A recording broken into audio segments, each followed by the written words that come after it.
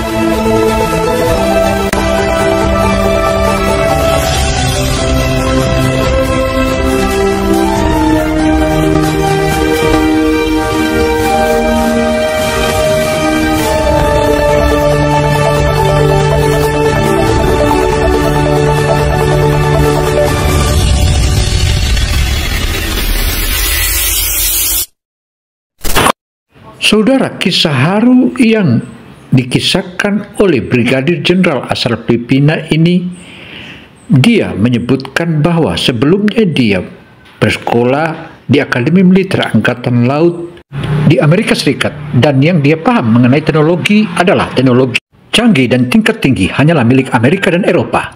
Hal ini dia tidak percaya kalau Indonesia memiliki teknologi, khususnya ada di PT PAL. Bagaimana kisahnya? Ayo kita ikuti terus. Pengalaman 20 tahun. Halo, saya Luis Marco, Brigadir Jenderal Angkatan Laut Filipina yang telah mengabdi selama 20 tahun. Saya ingin menceritakan kisah saya kepada Anda semua. Mungkin sulit dipercaya, bahkan saya sendiri masih belum percaya. 15 September 2023, pukul 3 sore. Hidup saya berubah total di ruang briefing Kementerian Pertahanan Manila. Hingga hari itu saya adalah orang yang penuh keyakinan, lulusan Akademi Angkatan Laut Amerika Serikat. Selama 20 tahun, saya mengalami langsung keunggulan teknologi barat.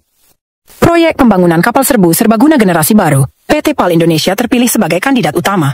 Saat mendengar pengumuman itu, pulpen di tangan saya jatuh ke lantai. Bunyi tok terdengar. Ruang rapat menjadi sunyi seketika. Saya tidak percaya dengan telinga saya. Masa benar-benar perusahaan Indonesia 12 miliar dolar Amerika? Dalam rupiah sekitar 190 triliun rupiah. Jumlah yang luar biasa besar untuk proyek ini. Tahukah Anda seberapa besar uang ini? Anggaran tahunan Angkatan Laut Filipina hanya 4 miliar dolar. Ini 3 kali lipat dari itu. Proyek tunggal terbesar dalam sejarah Angkatan Laut kami. Tapi proyek raksasa itu diserahkan kepada PT PAL, mengalahkan Lockheed Martin, BAE Systems, Hyundai Heavy Industries, perusahaan-perusahaan yang sudah teruji. Setelah rapat selesai, saya tidak bisa bangkit dari kursi. Pikiran saya kosong. Saudara, perwira tinggi asal Filipina itu tentu saja menjadi bingung dan berang. Bahkan ia memandang remeh teknologi di PT PAL Indonesia. Karena itu, saudara, ia akan mencoba dan menjadi saksi dan membuktikannya. Keyakinan seumur hidup saya tentang superioritas teknologi barat runtuh seketika. Malam itu saya menelepon rekan saya, Kolonel Carlos. Carlos, bagaimana pendapatmu tentang keputusan ini? Jujur saja, saya tidak mengerti. Meski kerja sama ASEAN penting, ini masalah kelangsungan hidup Angkatan Laut kita. Tapi ada yang terlewat saat itu. Ancaman Tiongkok semakin nyata. Pembangunan pulau buatan. Kapal penjaga pantai yang terang-terangan berkeliaran di dekat perairan kami. Sikap Tiongkok yang mengklaim seluruh Laut Tiongkok Selatan sebagai wilayahnya. Pemerintah Filipina membutuhkan solusi darurat. Februari 2024, akhirnya saya dikirim ke galangan kapal PT PAL di Surabaya. Sebagai pengawas tetap, secara resmi verifikasi teknis dan kontrol kualitas. Tapi sejujurnya tugas sebenarnya adalah mengumpulkan bukti kegagalan. Dan setahunya Brigadir Jenderal ini, dia datang ke Indonesia hanya akan menghitung semakin banyak kerugian yang akan dialami oleh pemerintah Filipina. Selain itu, saudara, teknologi yang dimiliki Indonesia tidak mungkin secanggih itu, apalagi mau mengalahkan Amerika. Di satu sisi, anggarannya begitu besar, 3 kali anggaran dari anggaran militer Filipina. Dan inilah yang membuat dia semakin pusing dan menjadi pengawas atas pembuatan kapal perang yang saat ini sedang dibangun di PT PAL. Bagaimana kisahnya? Ayo kita ikuti terus. Sejak turun di Bandara Surabaya, saya curiga pada segalanya. Fasilitas bandara, kondisi jalan, bahkan kemampuan mengemudi sopir taksi. Dengan kacamata prasangka, semuanya terlihat kurang. Dari mana Anda? Tanya sopir taksi. Angkatan Laut Filipina. Oh, karena PT PAL ya? Itu kebanggaan kampung kami. Mendengar itu, saya tertawa dalam hati. Kebanggaan kampung, perusahaan yang mengerjakan proyek $12 miliar hanya tingkat kebanggaan kampung? Sampai di galangan kapal, pemandangan pertama semakin mengecewakan. Saya bayangkan galangan kapal canggih Amerika atau Eropa. Ternyata terlihat biasa saja. Bangunannya tidak mewah. Peralatannya juga sepertinya bukan yang terbaru. Memang level Asia Tenggara. Prasangka saya semakin menguat. Tapi di pertemuan pertama saya terkejut melihat Chief Engineer, Dr. Anissa Rahmani, insinyur wanita yang terlihat berusia pertengahan 30-an. Prasangka saya mengira akan bertemu insinyur pria yang lebih tua. Brigadir Jenderal Marco, senang bertemu. Saya Anissa Rahmani, Chief Engineer Project ini.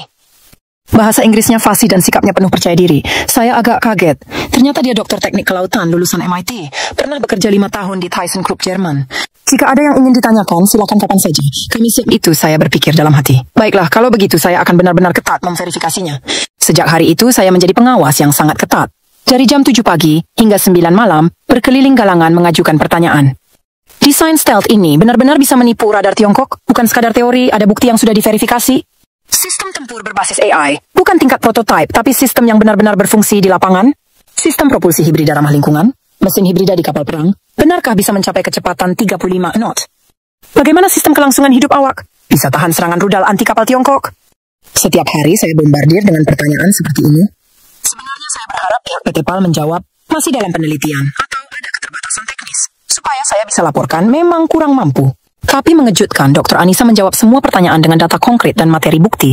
Brigadier Jenderal Marco, teknologi stealth kami sudah diverifikasi di kapal fregat kelas KRI Raden Edi Martadinata milik TNI AL. Jarak deteksi radar destroyer type Sul-52D Tiongkok berkurang 70% dari sebelumnya. Dia bahkan menunjukkan video uji coba laut. Kapal Tiongkok tidak bisa mendeteksi fregat Indonesia dengan baik dari jarak 10 km. Saat itu dada saya berdebar keras. Teknologi yang tidak saya ketahui ternyata sudah berhadapan dengan Tiongkok di laut. Ujung jari saya mulai dingin. Jangan-jangan saya melewatkan sesuatu yang besar. Kejadian Juli 2024 masih membuat saya bergidik. Pagi itu sambil minum kopi, saya cek berita internasional seperti biasa. Satu artikel menarik perhatian. PT PAL terbatas secara teknis dalam proyek Filipina. Artikel dari Jane's Defense Weekly, majalah militer terkemuka Inggris. Isinya PT PAL mengalami kesulitan serius memenuhi spesifikasi teknis tinggi yang diminta Angkatan Laut Filipina. Membaca artikel itu, jantung saya berdebar. Seperti skenario yang saya prediksi menjadi kenyataan. Akhirnya kedok aslinya terbuka. Saya letakkan cangkir kopi dan langsung cari Dr. Anissa. Wajah saya pasti sangat memerah. Begitu bertemu dia langsung tanya, ada apa? Ini apa? Saya tunjukkan artikel di tablet dengan suara tinggi. Akhirnya mentok keterbatasan teknis kan? Dari awal proyek ini terlalu berat untuk PT PAL. Suara saya sedikit gemetar. Bukan karena marah, tapi karena cemas. Kalau benar PT PAL gagal, bagaimana masa depan Angkatan Laut Filipina? Tapi reaksi Dr. Anissa benar-benar di luar dugaan. Dia tersenyum tenang lalu berkata, Brigadir Jenderal Marco, isi artikel itu salah total. Kami sekarang bukan sedang mentok keterbatasan, tapi sedang berusaha melampaui batas. Maksudnya? Ingat kan, Mei lalu Anda minta tingkat pertahanan rudal anti kapal 95%. Persyaratan itu. Saya pikir permintaan saya agak berlebihan. Belum ada kapal yang mencapai tingkat pertahanan 95%. Untuk memenuhi standar tinggi itu, kami bekerja sama erat dengan Rafael Systems Israel. Kami sedang kembangkan teknologi Iron Dome versi kapal. Materi yang ditunjukkan benar-benar mengejutkan. PT PAL tidak berusaha menyelesaikan semuanya sendiri. Mereka membangun jaringan dengan mitra terbaik dunia. Kami akan benar-benar capai persyaratan yang tampak mustahil dari Anda. Itu harga diri insinyur kami. Mendengar itu tenggorokan saya menyesakkan. Orang-orang ini, mereka benar-benar serius. Bukan sekadar bisnis untuk dapat uang kontrak, tapi benar-benar ingin buat kapal terbaik. Malam itu saya keliling lab penelitian. Sudah lewat jam 10 malam tapi masih banyak lampu menyala. Masuk ke dalam, 20-an insinyur masih bekerja. Di layar komputer penuh gambar desain 3D yang rumit. Di whiteboard penuh rumus perhitungan. Mata mereka lelah tapi masih fokus. Saya dekati seorang insinyur muda dan tanya, ada alasan khusus kerja sampai selarut ini? Insinyur itu berhenti sejenak dan menatap saya. Kapal yang kami buat akan melindungi Angkatan Laut Filipina, kan? Kapal untuk melawan Tiongkok. Tidak bisa dibuat asal-asalan. Kakak saya dinas di TNI AL. Suatu saat harus melindungi kakak dengan teknologi buatan kami. Jawaban tulus itu membuat dada saya sesak. Bagi mereka, proyek ini bukan sekadar pekerjaan, tapi pekerjaan melindungi keluarga dan negara tetangga. Malam itu, dalam perjalanan pulang ke hotel, untuk pertama kali saya serius berpikir, mungkin saya salah. 12 September 2024, hari saya kunjungi lab AI PT PAL adalah hari paling mengejutkan dalam hidup. Dr. Anissa bilang, ingin tunjukkan sesuatu yang spesial. Dari pintu masuk lab sudah tidak biasa. Pengenalan sidik jari, scan iris, kartu keamanan, seperti fasilitas keamanan canggih di film. Brigadir Jenderal Marco, semua yang Anda lihat di sini rahasia. Kami buka khusus karena kemitraan dengan Angkatan Laut Filipina. Begitu pintu terbuka, napas saya hampir berhenti. Ruang raksasa dengan 1.200 insinyur kerja, 3 shift 24 jam. Ratusan monitor berkedip. Kode algoritma rumit mengalir di layar. Ini semua apa? Saudara Brigadir Jenderal, dari Filipina itu awalnya angkuh. Begitu ditunjukkan salah satu ruang kerja yang maha dahsyat dan ruang raksasa itu, dia akhirnya mulai manut dan mulai paham ternyata teknologi PT PAL maha dahsyat dan luar biasa.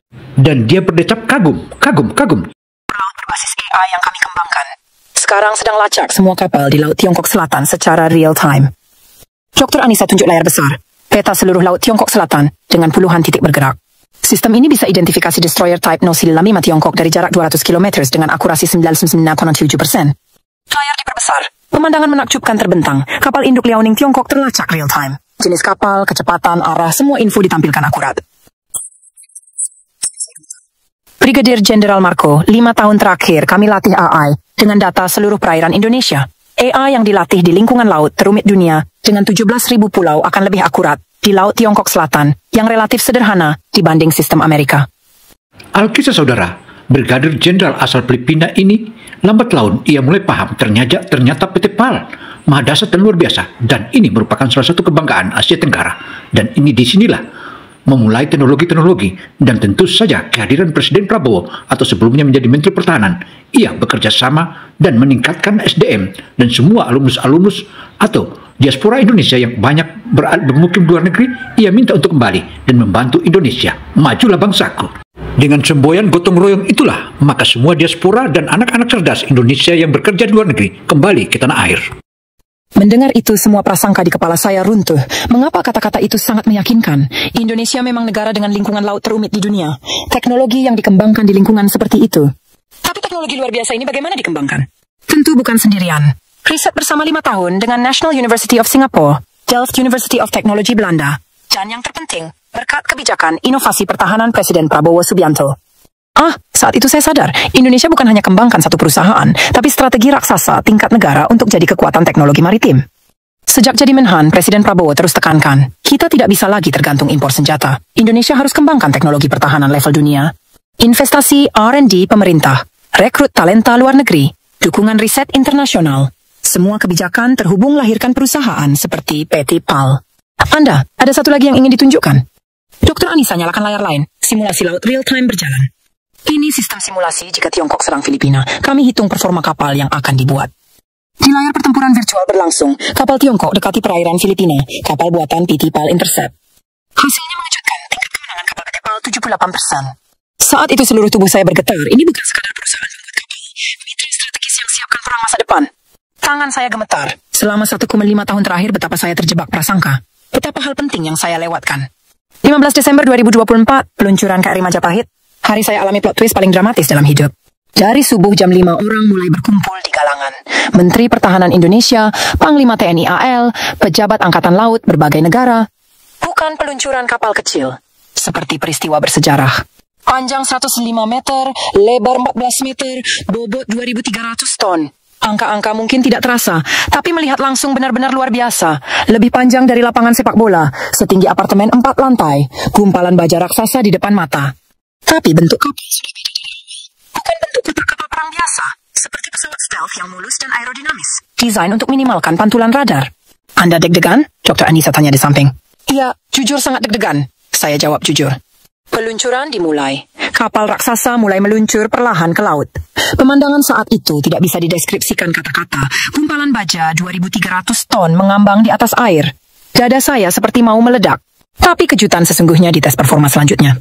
Tes sistem propulsi hibrida dimulai. Mesin kapal mulai menyala. Mesin diesel dan motor listrik bekerja harmonis mencapai kecepatan maksimal 35 knot. 35 knot itu berapa cepat? Sekitar 65 km/jam. Bayangkan kapal 2.300 ton melaju 65 km/jam di laut. Yang mengejutkan bukan hanya kecepatan. Berkat sistem hibrida, suaranya hampir tidak ada. Seperti hantu sunyi membelah laut. Sekarang tes performa stealth. Tes deteksi kapal dari jarak 30 km dengan radar terbaru, hasilnya mengejutkan. Kapal perang 2.300 ton di radar terlihat seperti kapal nelayan 10 ton. Ini benarkah mungkin? Saya tanya dengan suara gemetar. Dr. Anissa jawab dengan puas. Berkat Brigadir Jenderal Marco yang 2 tahun terus curiga dan beri persyaratan ketat. Untuk jawab semua keraguan, hasilnya kapal jauh melebihi ekspektasi. Saat itu benar-benar terharu, tenggorokan tersumbat, air mata hampir keluar. Selama 2 tahun, semua kecurigaan dan pressure saya justru buat PT PAL makin kuat. Orang yang saya anggap musuh ternyata sekutu paling solid. Persyaratan ketat saya satu persatu mereka pecahkan. PT PAL buat kapal yang tidak malu dimanapun. Terima kasih, Dr. Anissa. Saya hampir tidak bisa bicara. Sama-sama, Anda ini hasil kerja bersama. Malam itu sendirian di kamar hotel saya renungkan. Selama 20 tahun saya terjebak superioritas teknologi barat. Tapi yang benar-benar penting bukan dari mana teknologinya, tapi seberapa tulus dan maksimal berusaha. Teknologi tidak mengenal batas negara. Dengan keaslian dan semangat, dimanapun bisa lahir karya hebat. 23 Januari 2025, subuh jam 5.30, HP saya berdering kencang. Brigadir Jenderal, situasi darurat. 3 kapal penjaga pantai Tiongkok mendekati Scarborough Shoal. Telepon dari Komando Operasi Angkatan Laut. Kapal penjaga pantai Tiongkok Simpat Masen Shenma 18, 23K7, 5204. Semua kapal besar kelas 4.000 ton. KRI Majapahit siap berangkat darurat. Perintah turun. Saya ikut naik. Ingin langsung konfirmasi performa kapal kami di situasi nyata. Sejak kapal berangkat, suasana tegang. Ekspresi awak serius semua. Kali ini bukan latihan, situasi sesungguhnya. Sistem tempur AI aktif. Sesuai perintah kapten, layar-layar mulai menyala. Benar-benar ajaib. Real-time posisi, kecepatan, jalur kapal Tiongkok tampil di layar. Bahkan sistem senjata setiap kapal dianalisis dan ditampilkan. Jarak dengan kapal Tiongkok 50 km, mode stealth aktif. Sejak saat itu keajaiban sesungguhnya terjadi. Kapal kami seperti menghilang dari laut. Tidak terdeteksi radar Tiongkok. Di layar terlihat kapal Tiongkok putar radar ke sana kemari cari kami. Seperti anak kecil main petak umpet pakai penutup mata. Bingung total. Kapan gerakan kapal Tiongkok aneh? Petugas radar laporkan. Memang begitu. Kapal Tiongkok cuma berputar di tempat. Tahu kami ada di sekitar sini tapi tidak tahu posisi persisnya. 30 menit berlalu. Kapal Tiongkok masih belum temukan kami. Sementara kami dapat posisi taktis sempurna untuk hadang kapal Tiongkok. Saudara Brigadir Jenderal asal Filipina itu begitu melihat dan saksi di kapal Majapahit itu, dia akhirnya memahami bahwa dengan mudah saja untuk membidik lawan-lawannya. Dan inilah teknologi Indonesia. Dan teknologi inilah yang dibutuhkan Filipina untuk berhadapan dengan Tiongkok di Laut Cina Selatan. Brigadier Jenderal, bagaimana? Kapten tanya. Saya tidak bisa bicara lama. Tenggorokan menyesakkan. Ini benar-benar kapal kita. Ya, Brigadier Jenderal, ini senjata sesungguhnya untuk lawan Tiongkok, hadiah dari PT PAL. Saat itu saya sadar, PT PAL bukan bikin kapal biasa, tapi pijakan bagi Filipina untuk jadi kekuatan maritim. Sejak hari itu, situasi berubah drastis. Tiongkok tidak tahu kemampuan persis kami. Mereka jadi tidak berani provokasi sembarangan. Aktivitas kapal penjaga pantai Tiongkok di sekitar Scarborough Shoal turun signifikan. Bukan berarti kami menang, tapi pesan kami juga tidak main-main tersampaikan jelas. 10 Maret 2025, rapat proyek kapal selam generasi baru di Kementerian Pertahanan Filipina. Kali ini persaingan benar-benar sengit. Perusahaan level dunia semua ikut. Thyssen Group Jerman, Naval Group Prancis, Saab Group Swedia, dan PT PAL. Masing-masing punya pengalaman puluhan tahun bikin kapal selam. Di ruang rapat hadir perwira tinggi dan pejabat tinggi Kementerian Pertahanan. Suasana cukup berat. Keputusan kali ini tentukan kekuatan bawah laut Angkatan Laut Filipina 20 tahun ke depan. Panglima Angkatan Laut tanya saya. Brigadir Jenderal Marco, Anda 2 tahun kerja sama dengan PT PAL. Saya ingin evaluasi paling objektif. Saat itu semua masa tertuju pada saya. 2 tahun lalu saya paling keras tentang PT PAL. Sekarang semua penasaran keputusan saya. Saya tarik napas sejenak lalu bicara pelan. Saya rekomendasikan PT PAL. Ruang rapat jadi sunyi. Beberapa perwira kaget. Tolong jelaskan alasannya. Pertama, kemampuan teknis. Saya mulai jelaskan sistematis. Teknologi AI PT PAL sudah diverifikasi di lapangan sesungguhnya. Di Laut Tiongkok Selatan, area operasi utama kita. Tapi kapal selam beda total dengan kapal permukaan kan? Benar, tapi PT PAL bukan sekadar bikin kapal selam. Mereka sediakan solusi khusus Laut Tiongkok Selatan. Kedalaman, suhu air, kadar garam, arus laut, semua kondisi dipertimbangkan dalam desain custom. Saya lanjutkan jelaskan keunggulan PT PAL. Kedua, kesungguhan. Mereka bukan sekadar eksportir senjata, tapi ingin jadi mitra sejati. Pengalaman 2 tahun terakhir buktikan itu. Ketiga, inovasi. Mereka kembangkan kapal selam otonom penuh berbasis AI pertama di dunia. Area yang belum dicoba perusahaan lama. Tapi teknologi kapal selam Jerman, Prancis, Swedia kan sudah puluhan tahun teruji. tentu. Tapi teknologi mereka dikembangkan berdasarkan Laut Utara, Mediterania, Laut Baltik. Yang kita hadapi, Laut Tiongkok Selatan, dengan lingkungan beda total. Panglima mengangguk mendengar penjelasan saya. Perspektif menarik. Pendapat lain? Beberapa perwira sampaikan kekhawatiran. Bertaruh pada teknologi belum teruji. Bukankah berisiko? Saya pikir tidak berisiko. Saya jawab tegas. Yang berisiko justru tergantung teknologi lama. Tiongkok juga tahu teknologi-teknologi itu. Yang kita butuh game changer. Rapat berlanjut 3 jam. Akhirnya disimpulkan mulai negosiasi teknis serius dengan PT PAL. Selesai rapat, Panglima panggil saya tersendiri. Marco, Anda benar-benar berubah. Maksud Anda? 2 tahun lalu, Anda pikir cuma teknologi barat yang bisa diandalkan. Sekarang perspektif Anda beda total. Saya pikir sejenak lalu jawab. Yang benar-benar penting bukan dari mana teknologinya, tapi memahami apa yang benar-benar kita butuhkan. Agustus 2025 sekarang saya memimpin proyek kapal selam generasi baru dengan PT PAL. Kali ini dari awal bukan sebagai pengawas, tapi mitra kerja sama sejati. Saat kunjungi galangan kapal Surabaya lagi, perasaan beda total dari 2 tahun lalu. Bukan curiga dan waspada, tapi harapan dan semangat. Brigadir Jenderal Marco lama tidak bertemu. Dr. Anissa sambut hangat. Dr. Anissa, kali ini dari awal bisa mulai sebagai mitra. Saya sangat senang. Saya juga sama. Sekarang bisa kerja sama yang sesungguhnya. Yang sedang kami kembangkan benar-benar kapal selam revolusioner. Kapal selam otonom penuh berbasis AI pertama di dunia. Tanpa awak bisa operasi mandiri 90 hari. Ini benar-benar mungkin? Saya tanya. Brigadir Jenderal, Indonesia sudah level dunia untuk teknologi kapal tanpa awak. Dari pengalaman operasikan sistem logistik yang hubungkan 17.000 pulau, kami gabungkan dengan teknologi militer.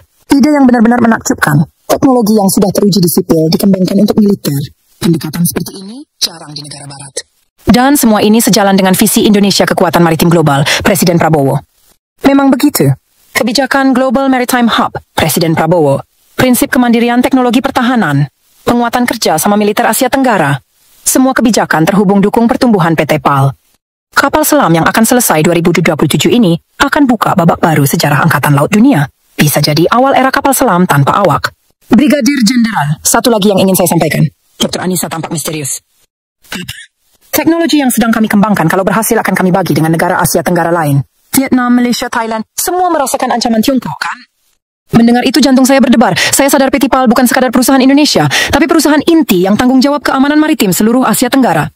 Melihat ke belakang, saya benar-benar berubah banyak. Bukan berubah, mata terbuka. PT PAL hancurkan prasangka lama saya dan tunjukkan dunia baru. 2025 sekarang PT PAL melampaui Asia Tenggara. Jadi standar baru teknologi Angkatan Laut Dunia. Hubungan yang mulai dari curiga berkembang jadi kemitraan revolusioner. Pengalaman dengan PT PAL jadi jawaban sempurna. Kadang harus buang prasangka dan buka hati untuk temukan masa depan. Itu yang saya pelajari dari PT PAL. Dan sekarang saya yakin, saat kesungguhan dan kemampuan teknis bertemu, saat saling percaya dan kerjasama, keajaiban macam apa yang terjadi. Superioritas teknologi barat yang 20 tahun saya yakini sekarang jadi cerita masa lalu. Abad 21 adalah era siapa yang lebih inovatif. Siapa yang lebih tulus memahami kebutuhan mitra. Itulah yang tentukan kemenangan. Dan pemimpin era baru itu adalah PT PAL. Sekarang saya yakin, kesaksian Brigadir Jenderal Luis Marco tahun 2025 melampaui pengalaman pribadi sederhana. Ini sejarah hidup yang tunjukkan Asia Tenggara sedang bangkit sebagai pusat teknologi maritim baru. Catatan penting yang prediksi perubahan paradigma kekuatan Angkatan Laut abad 21. Dan yang terpenting, cerita mengharukan yang buktikan kerja sama internasional sejati melampaui prasangka bisa ciptakan hasil menakjubkan. Saudara, apa yang telah dipaparkan oleh Brigadir Jenderal asal Filipina ini makin meyakinkan banyak negara di dunia, sehingga pesanan yang masuk ke Angkatan Laut atau PT PAL Indonesia makin membludak. Dan saat ini, era inovasi mulai ditunjukkan oleh Indonesia, dan teknologi-teknologi dan high teknologi kini ada di Indonesia. Saatnya Indonesia bangkit dan bangkit melalui tangan dingin Prabowo. Juga para pemimpin-pemimpin dan para inovator-inovator Indonesia membuktikannya. Demikian paparan ini, saya Gino Samsudin Mirsa melaporkan. Wassalamualaikum warahmatullahi wabarakatuh. Begitu baru.